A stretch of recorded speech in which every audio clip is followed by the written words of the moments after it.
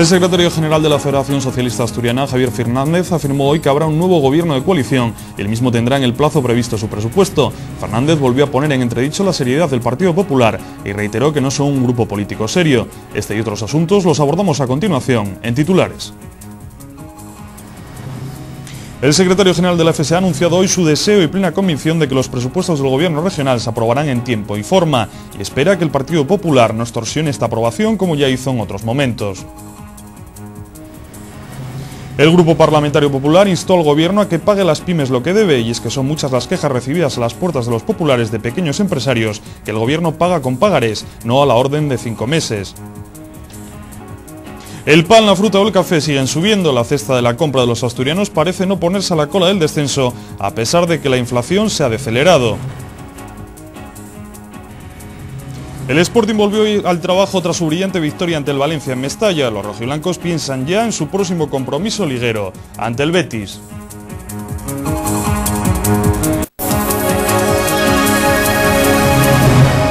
El secretario general de la FSA, Javier Fernández, garantizó hoy que habrá nuevo gobierno con su presupuesto, pese a las maniobras de extorsión del Partido Popular. Por su parte, el líder de UGT, Justo Rodríguez Braga, tras la reunión de trabajo entre los miembros del Observatorio de la Crisis de la FSA, PSOE y UGT, pidió a los socialistas que sean cuidadosos con las actuaciones de los empresarios. El secretario general de la Federación Socialista Asturiana, Javier Fernández, afirmó hoy que habrá un nuevo gobierno de coalición y el mismo tendrá el plazo previsto en su presupuesto, por lo que se mostró su deseo de que no haya maniobras de extorsión para impedir algo positivo para Asturias, como es el caso de tener presupuestos. Fernández volvió a poner en entredicho la seriedad del Partido Popular y reiteró que no son un grupo político serio, porque ya en su día el Grupo Popular, después de semanas de trabajo sobre la ponencia estatutaria, vinculó ese trabajo al pacto con Izquierda Unida, con una fórmula muy artificiosa para tratar de extorsionar el acuerdo de gobierno. El presupuesto se va a cerrar en tiempo y que no va a ser necesario ninguna prórroga. No solamente lo deseo, sino que insisto, estoy convencido de que eso va a ser así. También el líder de UGT, Justo Rodríguez Braga, destacó la necesidad de que el Parlamento apruebe los presupuestos. En este sentido, recordó que UGT ha venido destacando desde hace tiempo la necesidad de un gobierno de mayoría de izquierdas, porque esta comunidad no estará para prórrogas presupuestarias. Y ahora coyunturalmente, la oposición, por las razones que ellos crean, intenta alargar ese problema para que no haya presupuestos. Yo creo que la sociedad asturiana se lo hará pagar. Y nosotros, como organización sindical que hemos defendido el que haya presupuestos, la necesidad de esos presupuestos, incluso el endeudamiento necesario, porque 2009 va a ser un año decisivo, también pediremos la responsabilidad. Nosotros creemos que el presupuesto, una vez que se configura una mayoría, se debe de aprobar en el Parlamento asturiano en tiempo y forma. La Federación Socialista Asturiana presentó hoy al sindicato el observatorio creado para seguir puntualmente la incidencia de la crisis en Asturias. Según Carcedo, lo que se pretende es tener información puntual del impacto de la crisis y la opinión de los agentes sociales. Por su parte, Braga pidió a los socialistas que sean cuidadosos con las actuaciones de los empresarios. En este sentido, destacó la necesidad de controlar los expedientes de regulación de empleo que presentan las empresas.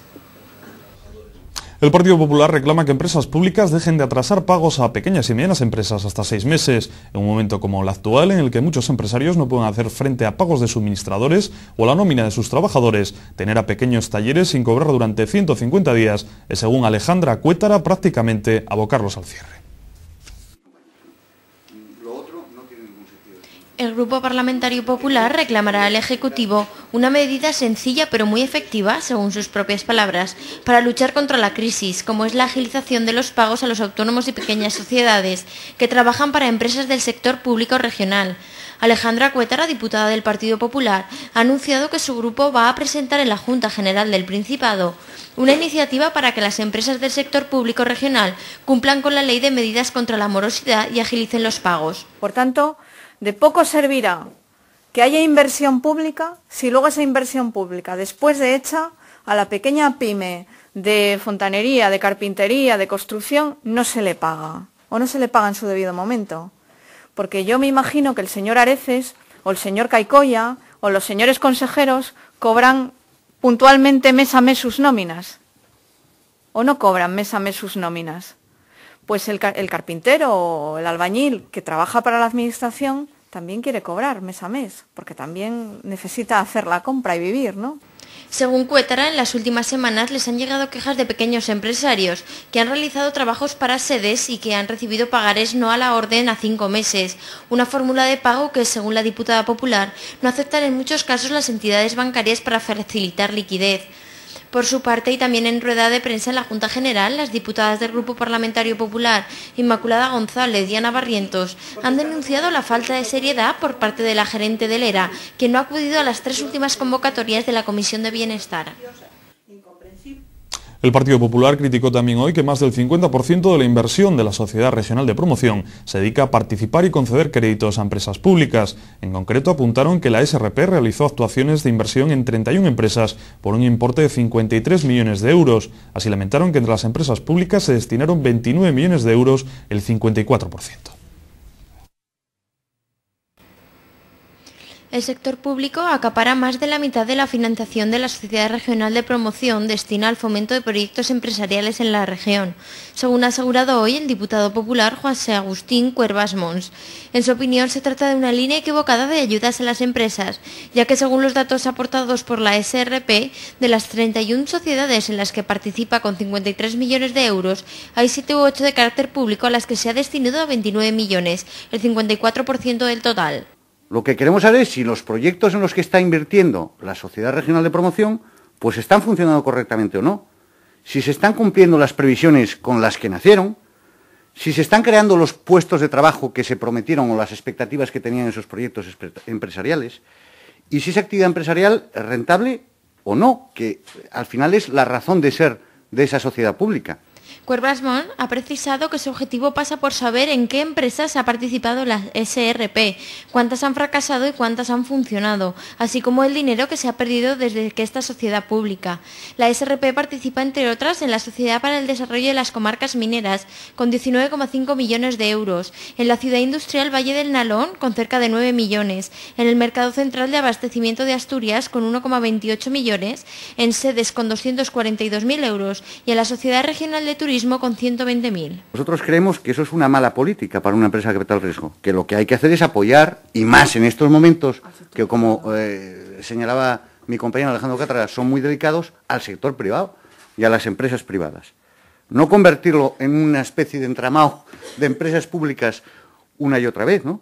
Ante la falta de respuesta, el parlamentario popular ha registrado hoy de nuevo en la Cámara Regional 7 solicitudes de información sobre la SRP y ha pedido la comparecencia de su gerente, Víctor González Marroquín, ante la Comisión de Industria y Empleo para que informe de la actual cartera de inversiones, participaciones accionariales y préstamos realizados por la sociedad. Componentes del ejército español y francés realizarán labores de simulacro de accidentes aéreos en el Principado. Las prácticas se desarrollarán más concretamente en zonas de Gijón y Avilés, en el marco del ejercicio denominado Trucha 2008. Soldados de los ejércitos español y francés realizarán el miércoles y el jueves en Gijón y Avilés el ejercicio Trucha 2008 de simulacro de rescate aéreo. Participarán miembros de los ejércitos del aire en virtud del Acuerdo Internacional SAR, que contarán con la colaboración de la Armada Española, de la Guardia Civil, del Servicio de Vigilancia Aduanera, de la Cruz Roja y de Salvamento Marítimo. Las maniobras que se desarrollarán en las cercanías de Avilés y Gijón constarán de una fase de búsqueda y rescate aéreo en el mar y otra en tierra, tal como han manifestado hoy en rueda de prensa el delegado del Gobierno de Asturias, Antonio Tiervín, y el teniente coronel del Ejército del Aire encargado de la operación, José Ignacio Camacho. Vamos a hacer un ejercicio que se desarrollará en 2 fases importantes, una fase de mar y una fase de tierra. Las 2 fases coinciden en el concepto general de que es un ejercicio de búsqueda y salvamento aéreo. Esto quiere decir que se hará el supuesto de que una aeronave ha desaparecido, no se tienen noticias de ella y hay que iniciar una búsqueda y lo que sería posterior, una vez localizado pues cualquier superviviente, pues un rescate. Intervendrán 5 embarcaciones y 7 aeronaves entre helicópteros y aviones, que tras la simulación de la pérdida de un barco se encargarán de la localización, rescate y traslado de los ocupantes. El rescate marítimo se tratará de hacer lejos de la costa para evitar que los participantes no dispongan de la referencia de esta y así dotarlo de un mayor realismo.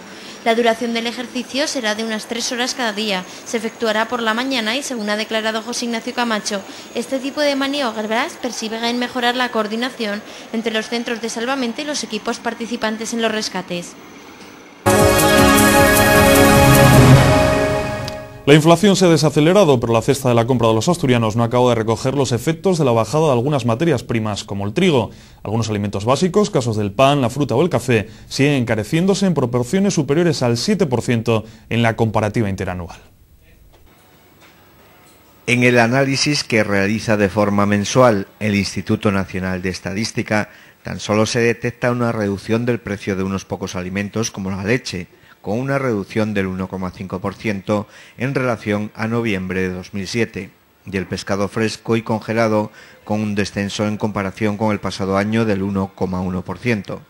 Las organizaciones de consumidores ya han exigido en varias ocasiones que los descensos que están experimentando algunas materias primas lleguen de forma inmediata al consumidor.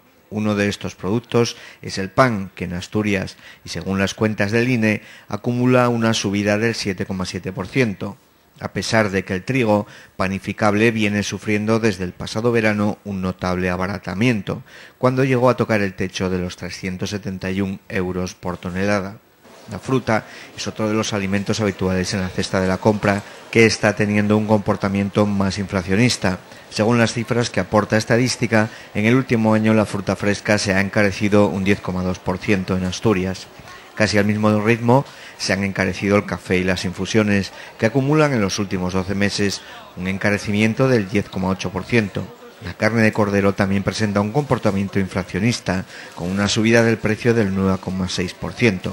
En el lado contrario, la leche sí comienza a dar un respiro al bolsillo de los consumidores. El precio medio del litro está en torno al euro en las tiendas de la región, unos céntimos menos que hace un año, según los datos del Instituto Nacional de Estadística. La leche acumula una rebaja en su precio del 6,7%.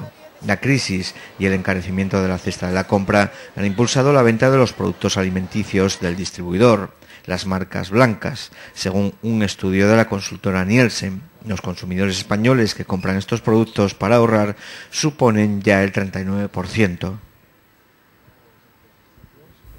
El precio de los alquileres se encareció en octubre el 4,2% con respecto al mismo mes del año anterior, 6 décimas por encima de la inflación y del 3,6% que aumentó en Asturias. Durante 2008 la subida del alquiler se ha mantenido muy lineal, al oscilar entre el 4,1 y el 4,3%, en tanto que esos incrementos se han situado casi todos los meses, salvo en abril, por debajo de la inflación general. Esta tendencia se ha roto en octubre, mes en el que la subida del alquiler se ha vuelto a colocar por encima del IPC, después de que esta tasa haya bajado casi un punto por la caída de los precios del crudo y de algunos alimentos. En mayor medida que el arrendamiento, subieron los precios de los materiales y los servicios para la conservación de la vivienda, que en el último año se han encarecido el 4,8 y el 4,3% respectivamente. Cantabria, con una subida del 6,3%, es la comunidad autónoma donde más se incrementaron los alquileres en octubre, mientras que en el otro extremo se sitúa Navarra con un aumento del 2,7%.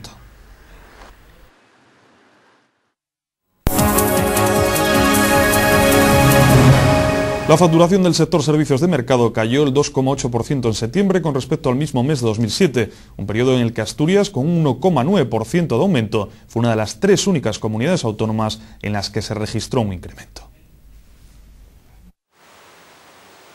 Según datos del Instituto Nacional de Estadística, la caída de la cifra de negocios, que se produce por quinto mes consecutivo, se debió a que la facturación disminuyó en todos los sectores en septiembre con respecto al mismo mes de 2007, excepto en las tecnologías de la información, que subió el 1,1%. Así, especialmente afectó al turismo, con un descenso del 0,48%, comercio 3,15% menos, servicios a empresas 0,8% menos y transporte 0,2% menos. El empleo, que bajó por cuarto mes consecutivo, descendió en todos los sectores a excepción de las tecnologías de la información. El mayor retroceso se produjo en el sector de los servicios a empresas, con el 2,5%. Las actividades que experimentaron mayores crecimientos en cifra de negocios en septiembre fueron las actividades postales, el 13,1%, y el transporte marítimo, con el 9,6%. Por el contrario, las que menos facturaron fueron las relacionadas con vehículos y combustible. con una disminución del 17,1% en tasa interanual, y las de selección y colocación de personal, que registraron una caída del 11%. País Vasco con una subida del 6,2%, Aragón 4,5% más y Asturias 1,9% más fueron las únicas comunidades en las que aumentó la facturación en septiembre. Es que asegura haber llegado ya a los 360 avales, pedirá al comité organizador que en el Congreso se vote por orden alfabético y no por concejos. El número de los compromisarios que le avalan resulta fundamental, ya que para forzar las elecciones ante Ovidio Sánchez debe superar el corte de los 260 avales, un 20% de los compromisarios que elegirán a la próxima dirección regional del PP en el Congreso de la próxima semana. Para hablar de todo ello tenemos con nosotros esta noche a Juan Morales. Buenas noches, Juan. Hola, muy buenas noches. Parece que el camino hacia ese Congreso va bien, ¿no? Bueno, yo estoy moderadamente satisfecho porque había una necesidad de contar con un número de avales y en principio ese número de avales se ha conseguido, yo creo que de manera sobrada, y a partir de ahí el comité organizador tendrá que analizarlos, ver que no se hayan producido duplicidades, porque un compromisario puede avalar a más de uno de un candidato y en ese caso si se ha producido una duplicidad se anulan. Por lo tanto, yo creo que a la espera de que definitivamente se determinen cuántos son los avales válidos, yo creo que a esta fecha estoy moderadamente satisfecho porque el número ya supera con creces la necesidad de los 260 avales, ¿no? Ha habido problemas con esos avales en algunos sitios, como en La Viana, se acusaba de que había habido falsificaciones, ¿en qué ha quedado todo Bueno, eso? pero eso ha quedado ni más ni menos en una gran falsificación hacia ahí, es decir, un intento de atentar contra mi honor y contra el honor de mi candidatura. Yo creo que es un intento baldío porque yo lo puse de manifiesto en su momento, lo reitero. Yo lo que quiero es que se investigue hasta el final porque voy a ejercer todas las acciones judiciales, pero fíjese, los que intentaron verter sobre mi candidatura esas injurias han tenido que callar, lógicamente porque es una auténtica falsedad que haya habido esas irregularidades que manifiesten. En cualquier caso no son en modo alguno a mí achacables y la prueba más evidente es que mi candidatura ha seguido adelante como no podía ser de otra manera, claro. En esa votación hablábamos aquí al principio quiere que se haga por orden alfabético, que no se haga por concejos. ¿Hay posibilidades de que sea así? ¿O? Bueno, la ley electoral y toda la legislación de desarrollo de la ley electoral, que al final es por donde tienen que regirse todos los procesos electorales de asociaciones, y en este caso los partidos políticos es una asociación de carácter público, tiene que regirse por esa norma. Yo creo que es lo más puro que sea por orden alfabético. ¿Por qué? Porque lo que pretende el comité organizador del partido, que dicho sea también de paso, tengo que decir que es un comité ad hoc, es decir, cuya mayoría de sus miembros han apoyado expresamente a uno de los candidatos, lo cual es un hecho totalmente anómalo o irregular y que en cualquier caso dice mucho acerca de la falta de imparcialidad de ese comité. Parece que quieren determinar que las votaciones de compromisarios se hagan por concejos. Claro, ¿esto qué supone? Supone un control casi riguroso y yo lo que pretendo es que sea como se hacen las elecciones generales y en todo tipo de elecciones, por orden alfabético, porque eso además facilita la libertad mayor de cada uno de los compromisarios sin ser vigilado por aquellos que en principio dominan sus determinadas juntas. Yo es lo que he pedido porque me parece que es lo más puro y democrático y por otra parte es lo que más garantiza la libertad de voto de cada uno de los compromisarios. Espero que lo acepte el comité organizador, pero por otra parte también soy bastante cauto en esa esperanza porque todas las decisiones que han adoptado hasta ahora el comité organizador, que insisto, comité que ha sido nombrado por uno de los candidatos, en este caso por Ovidio Sánchez, mayoría del comité que ha apoyado expresamente a Ovidio Sánchez, todas las decisiones que han adoptado hasta la fecha han sido, y lo tengo que decir con claridad, contrarios a mi candidatura y siempre han beneficiado a la otra. Esta es la realidad y hay hechos más que palpables. La anulación de las votaciones en Cangas del Narcea, porque casualmente todos los compromisarios que habían salido eran favorables a mi opción, la anulación de la candidatura que representaba mi opción en Villaviciosa, etcétera, etcétera. Yo creo que eso pone de manifiesto esta tendencia parcial del comité organizador. Pero en cualquier caso vamos a seguir luchando, yo voy a seguir luchando hasta el final y porque se lo debo a mi conciencia y sobre todo se lo debo a muchos militantes que han confiado en mi persona para intentar esta renovación del Partido Popular. ¿Teme que esos hechos condicionen el resultado final? Bueno, indudablemente ese tipo de hechos sí condicionan el resultado final, de tal manera que ya lo están condicionando. Pues mire, fíjese hasta que tal punto lo condicionan que una candidatura que yo presenté en Villaviciosa no ha sido aceptada y sin embargo otras que presentan irregularidades como las que atribuyen a la de Villaviciosa pero que afectan a otro candidato, sin embargo sí ha sido aceptada. ¿Cómo afecta, cómo no va a afectar si han paralizado las elecciones? Han suspendido unas elecciones democráticas y transparentes como las que se desarrollaron en Cangas de Narcea. Por tanto, son un cúmulo cúmulo de circunstancias que sí favorecen, insisto, a uno de los candidatos y en este caso perjudican, y lo tengo que decir con claridad, a mi candidatura. Parecía que uno de los, digamos, y todavía sigue siendo una de las incógnitas, es por quién se va a decantar Gijón. Pilar Fernández Pardo parece que no ha dicho todavía esta boca es mía, pero coincidía este fin de semana con Ovidio Sánchez en hablar de una renovación tranquila dentro del partido. ¿Qué le parece? Bueno, a mí me parece sorprendente que se pueda producir, y lo digo con claridad y le voy a exponer por qué, me parece sorprendente que se pueda producir una alianza entre Ovidio Sánchez y Pilar Fernández Pardo, y no porque lo diga yo, sino porque lo ha dicho la propia Pilar Fernández Pardo. En público y en privado ha puesto de manifiesto su absoluta oposición, no solamente a la figura de Ovidio Sánchez, sino también al proyecto que representa o que quiere poner en marcha Ovidio Sánchez. Por lo tanto, me sorprendería mucho que después de todo lo que dijo haya la posibilidad de una alianza. Parece que ahora coinciden todos en esta renovación tranquila que parece que quieren llevar a cabo. En fin, a mí me parecería sorprendente, me parecería una falta de respeto a los militantes de Gijón, especialmente porque si se produjera eso, Pilar Fernández Pardo yo creo que tendría que explicar a los militantes de Gijón qué es lo que ha cambiado, por qué hasta ayer lo que era tan malo ahora resulta que es conveniente, puede ser conveniente, por qué antes que abogaba por una renovación en profundidad del Partido Popular, ahora parece que todo lo que era una renovación en profundidad se transfiere a una renovación tranquila. ¿Qué es eso de la renovación tranquila? ¿Por qué antes no y ahora sí? ¿Que hay algún puesto ofrecido por el medio? Yo creo que lo que se necesita por el bien de los militantes es transparencia a todo este proceso. Y yo creo que la coherencia es una de las virtudes más exigible a cualquier ciudadano y especialmente exigible a los políticos. Si los demás o las demás no son coherentes, yo quiero ser coherente hasta el final. ¿Qué motiva a Juan Morales después de, supongo, unos años, no digamos, apartado de lo que es la arena política en un primer plano, después de aquel congreso perdido ante Ovidio Sánchez? ¿Qué le motiva a volver otra vez? Bueno, en primer lugar no fue un congreso perdido, llegamos a un acuerdo por circunstancias que no vienen al caso, pero no se hubo, digamos, contienda, ¿no? En cualquier caso, a mí lo que me motiva es una vocación por lo público que yo siempre he manifestado. En segundo lugar, hay un derecho que como militante me corresponde. No solamente los estatutos del partido prevén y permiten que cualquier militante esté representando un órgano, sea representante ante un órgano institucional o no lo sea un simple militante de base, puede optar legítimamente a ser presidente del partido. Y en tercer lugar, lo hago porque creo que es necesario una renovación dentro del Partido Popular. Verá, después de haber perdido 3 elecciones autonómicas consecutivas, después de haber tenido una pérdida importante de ayuntamientos en las últimas elecciones municipales, después de haber perdido también de manera rotunda y clamorosa las últimas elecciones generales, el Partido Popular en Asturias necesita una renovación, pero una renovación en profundidad, no porque lo diga yo, sino porque lo dicen quien lo tienen que decir, que son los ciudadanos. Parece que nos han abocado a una labor de oposición, y esto responde ni más ni menos a que el Partido Popular no responde a las necesidades de los ciudadanos.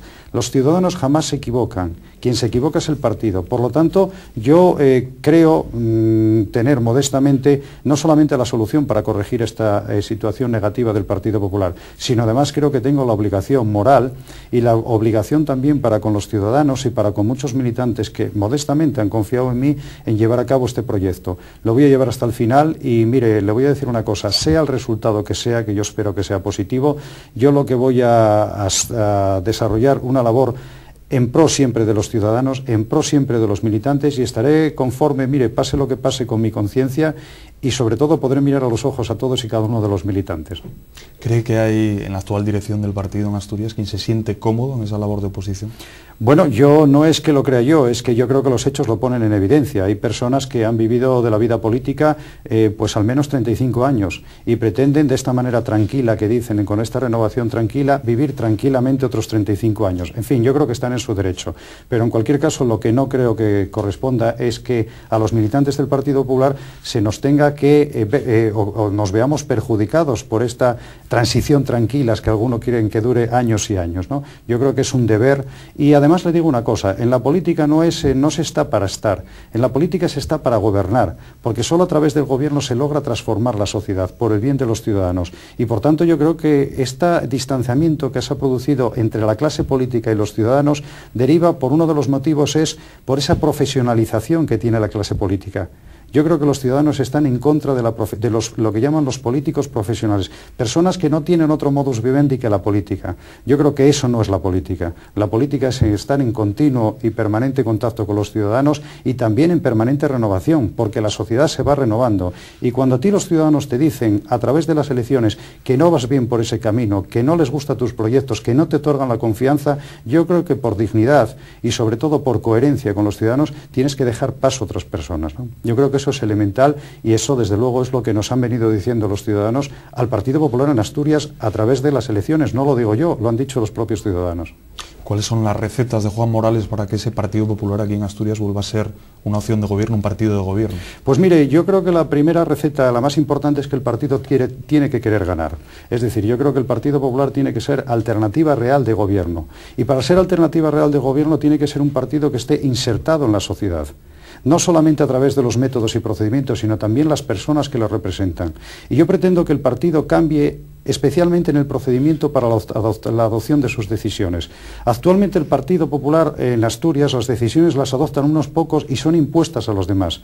Yo pretendo ni más ni menos que el procedimiento se invierta y que sea la base, los militantes, las juntas locales, las que a través del consenso y el diálogo adopten decisiones que sean aceptadas por los de arriba. Es decir, se trata de una renovación por el cambio de procedimiento y se trata de dar transparencia a las decisiones que adopte el Partido Popular y se trata ni más ni menos que cuando el Partido Popular en Asturias adopta una postura política a través de la reforma del Estatuto, a través de la aprobación o no aprobación de los presupuestos, a través de todos y cada una de las decisiones que tiene que adoptar el partido, esas decisiones no las adopten unos pocos. Esas decisiones tienen que adoptarse en la Junta Directiva, donde estamos todos y donde democráticamente tendremos que discutir, tendremos que consensuar y tendremos ni más ni menos que avalar unos y otros las decisiones. Y actualmente eso no se está produciendo. Y como consecuencia de esa falta de conexión, esa falta de transparencia, esa falta de participación, evidentemente también hay una falta de insertarse en la sociedad. El partido actualmente en Asturias no está insertado en la sociedad y por eso se produce ese distanciamiento. Yo quiero cambiar radicalmente la forma de proceder del Partido Popular, la toma de las decisiones, la elección de los representantes del Partido Popular no puede ser impuestas por unos pocos a todos, tendrán que ser esos muchos los que decidan democráticamente quiénes van a ser sus representantes y hay que ponerse a trabajar con los ciudadanos. No puede ser que se vaya a visitar a los ciudadanos en Asturias cuando llegan las elecciones. Tiene que haber un contacto permanente durante todo el tiempo con los ciudadanos. Se tiene que abandonar muchas veces esos palacios de cristal, llámense parlamentos, llámense Senado, Congreso, y estar a pie de calle con los ciudadanos que lo pasan mal, con los ciudadanos que sufren, con los ciudadanos que investigan, con los estudiantes, con los parados, con los campesinos. Hay que vivir sus problemas en el día a día. Y esas son las recetas, el contacto permanente. Así que conseguimos, ni más ni menos que nos conozcan, y ni más ni menos que conozcamos sus problemas. Y al momento que les conozcamos, que nos conozcan y que conozcamos sus problemas, es más fácil aplicar las recetas para solucionarlo.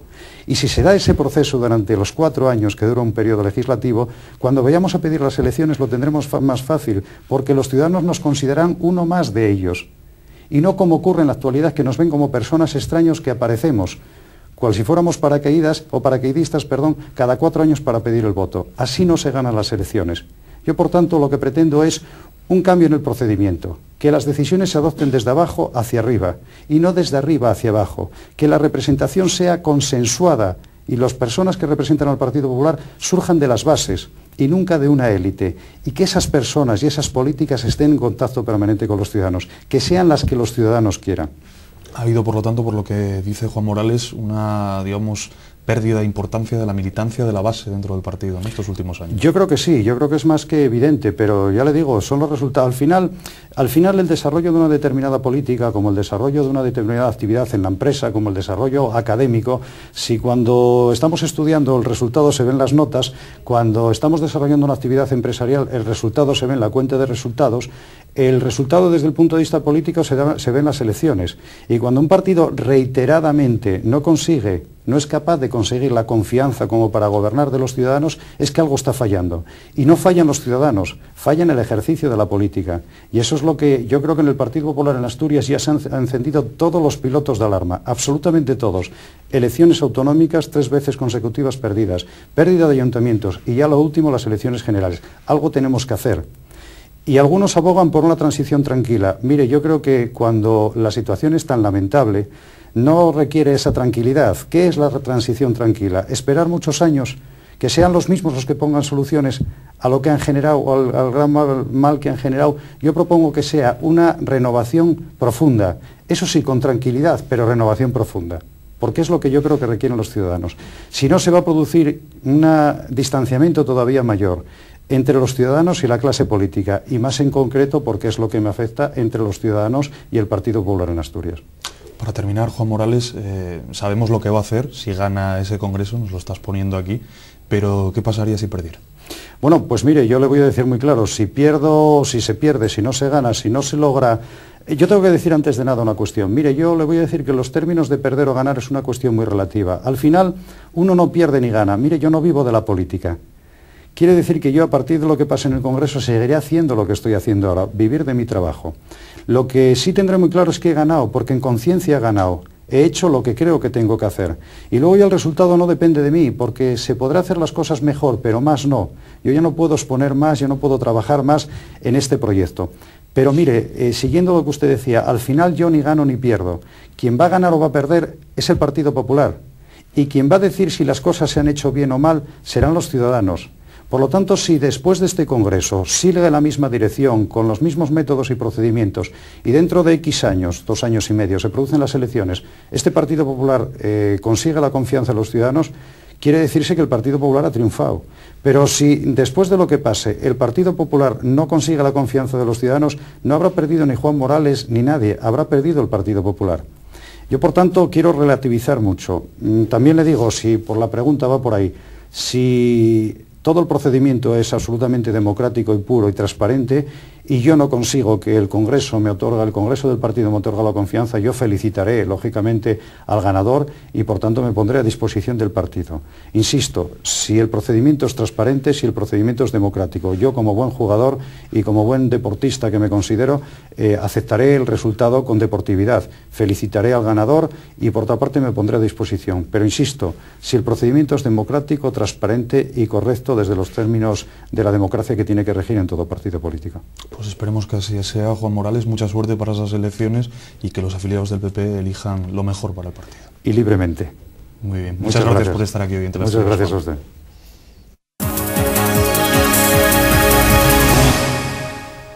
El sector turístico asturiano vivió en 2008 su peor verano de los últimos años. Hay que remontarse a 2004 para obtener cifras similares a las de este año. En el cómputo general, la caída es del 7%, tanto en turistas como en pernoctaciones. En este último apartado hay descensos de hasta el 13% en el caso de los viajeros alojados en campings y de hasta el 11% protagonizado por las pernoctaciones de los apartamentos turísticos. Respecto a 2007, Asturias perdió entre julio y septiembre 61.615 turistas y 199.335 pernoctaciones. El Principado ha roto así una tendencia de crecimiento continuo que la industria del ocio asturiana inició hace 4 años. Desde aquel momento, la temporada turística por excelencia se convirtió en un aumento de viajeros que hicieron soñar en 2007 con cerrar el año con el turista 2 millones. Sin embargo, tras mantener una línea al alza en los 6 primeros meses, el verano ha supuesto un enorme retroceso, sobre todo porque ha afectado al conjunto de la oferta asturiana. Así, aunque no sorprende demasiado que los campamentos turísticos continúen perdiendo clientes, ya que el sector se ha especializado más en cabañas de madera que en parcelas y suma descensos desde hace 2 años. Sí ha supuesto un auténtico toque de atención el que los turistas provocaran números rojos en hoteles y en casas de aldea. El turismo rural, que no ha hecho sino crecer en rentabilidad desde 2001, tuvo este año su primer retroceso en clientes desde 2003. Tanto es así que pasó de liderar en volumen pernoctaciones en todo el país a tener un 10% menos que en el verano de 2007. Los hoteles también han comprobado este año lo que supone tener cerradas 6 de cada 10 habitaciones, puesto que en julio y en septiembre han tenido ocupaciones extraordinariamente bajas. Y en el tiempo dedicado al deporte nos centramos en el Real Sporting, que regresó hoy a los entrenamientos tras su brillante victoria ante el Valencia en Mestalla. Los rojiblancos se sitúan ahora solo 2 puntos de puestos europeos y 6 por encima del descenso. Pero Manuel Preciado no quiere euforias, sabe que el éxito pasa por seguir trabajando con los pies en la tierra. La victoria en Valencia ha supuesto más que 3 puntos para el Sporting. Los rojiblancos han demostrado que siguen madurando en la competición y que ya pueden ganar a cualquiera en esta primera división. De todas maneras, Manuel Preciado no quiere que el equipo caiga en la autocomplacencia. Sabe que deben de seguir trabajando como hasta ahora para que los buenos resultados sigan llegando. Hemos disfrutado mucho de esta victoria porque es bonita, porque se produce en un marco genial y porque son 3 puntos más. El jugar el sábado nos ha hecho disfrutar de un domingo feliz, pero te aseguro que hoy ya se acabó la película y a pensar en que viene un muy buen equipo y que tenemos que intentar seguir disfrutando de la racha, pero en base a hacer las cosas bien, ¿no? Con 15 puntos el Sporting está a solo 2 de los puestos de UEFA que ocupa el Atlético de Madrid, pero lo verdaderamente importante es que el descenso ya queda a 6 puntos, algo que hace unas jornadas y después del mal inicio de Liga parecía impensable. Lo importante es que si alguien nos hubiera dicho hace 5 jornadas que no íbamos a estar entre los 3 últimos, sino que íbamos a estar como estamos, pues seguramente nos hubiéramos vuelto locos todos solo de pensarlo, ¿no? Y en cambio es así, ya son diferencias a estas alturas de competición, pues que a uno le agrada, ¿no? Pensando sobre todo que hace un mes esas diferencias eran al contrario, ¿no? Ahora mismo creo que estamos ya delante de equipos como por ejemplo el Málaga, que nos ha llegado a sacar 8 o 9 puntos.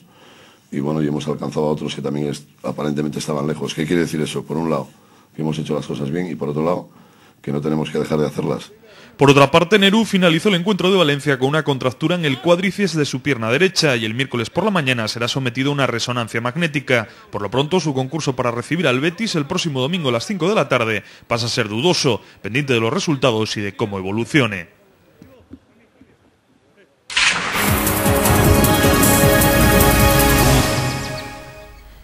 El tiempo previsto en Asturias para el martes 18 de noviembre es muy nuboso, cubierto, precipitaciones débiles localmente moderadas en la mitad este, cota de nieve en descenso hasta quedar por la tarde en torno a 1.500 metros en la mitad oeste y en torno a 1.400 metros en el resto. Temperaturas en ligero descenso, viento de noroeste flojo aumentando a moderado por la mañana con intervalos de fuerte en el litoral oriental. Cuanto a las temperaturas, como decíamos, en moderado descenso, la máxima estará en lo que a las 3 ciudades asturianas más importantes, Avilés, Gijón y Oviedo se refiere. En Gijón con 13 grados, Avilés y Oviedo compartirán 12. En cuanto a las mínimas, Oviedo tendrá tan solo 7, Avilés 8 y Gijón 10. Pues esto ha sido todo en la información aquí en Teleasturias en el día de hoy. Recordarles que como siempre su cita volverá mañana a las 8:30 de la tarde aquí en Redacción Teleasturias. Hasta entonces, muy buenas noches y gracias por su compañía.